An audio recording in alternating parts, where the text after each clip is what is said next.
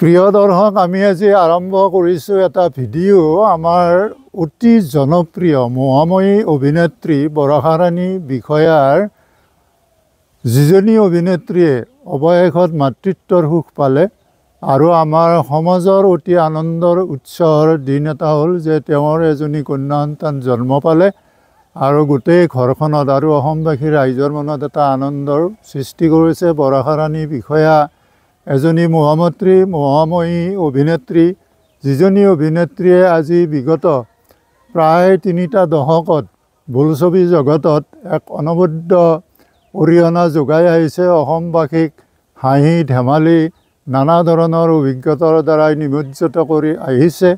তেনে এজনী মহাময়ী অভিনেত্ৰীৰ আজি আমি এজনী কন্যা সন্তান জন্ম হোৱাত আমি অসমবাসী ৰাইজ সঁচাকৈ অতি গৌৰৱান্বিত হৈছোঁ আৰু খুব আনন্দ লাগিছে।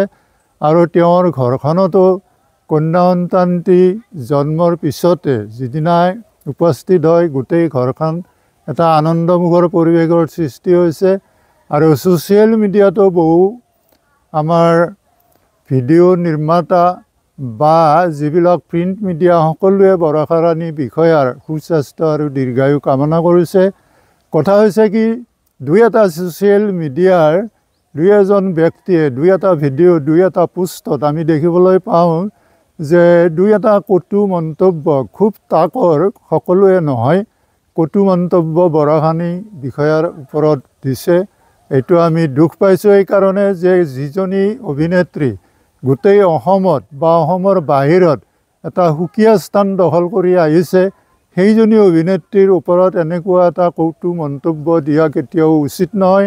কাৰণ অলপ বয়স হ'লেও মানুহে সন্তান জন্ম দিয়া অধিকাৰ মানুহৰ আছে, নৈতিক দায়িত্ব আছে। আৰু এজনী নৈতিক দায়িত্ববোধ থকা মহাময়ী অভিনেত্ৰী বৰষা ৰাণী বিষয়া, যিজনী অভিনেত্ৰীয়ে মাতৃত্বৰ বোজা কঢ়িয়াব লৈও নিজৰ গৰ্ভত সন্তানৰ স্থিতি হোৱাৰ পিছতো যৌৱনে আমনি কৰা নামৰ যিখন দ্বিতীয় খণ্ডৰ বোলছবি, সেইখনত তেওঁ নিজৰ কৰ্তব্য অতি নিষ্ঠাৰে পালন কৰিছে। গতিকে এইটো সমাজৰ কাৰণে কৰিছে, মানুহৰ মনত আনন্দ দিয়াৰ কাৰণে কৰিছে।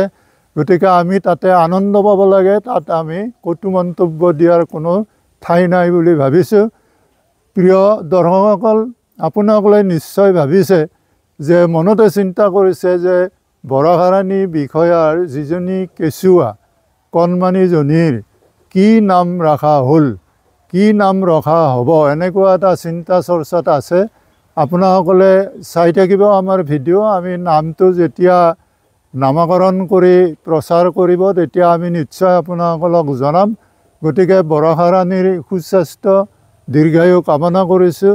সাংস্কৃতিক জগতৰ উন্নতিৰ কাৰণে তেওঁ যি অৱদান দিলে তাত আমি নিশ্চয় তেওঁক ধন্যবাদ দিছোঁ, কৃতজ্ঞতা জ্ঞাপন কৰিছোঁ। আৰু সকলোকে নতুন বছৰৰ শুভেচ্ছা আৰু অহা মাঘ বিহুৰ ওলগ জনাই আমাৰ আজিৰ এই ভিডিঅ'ৰ সামৰণি মাৰিছোঁ। ধন্যবাদ, নমস্কাৰ।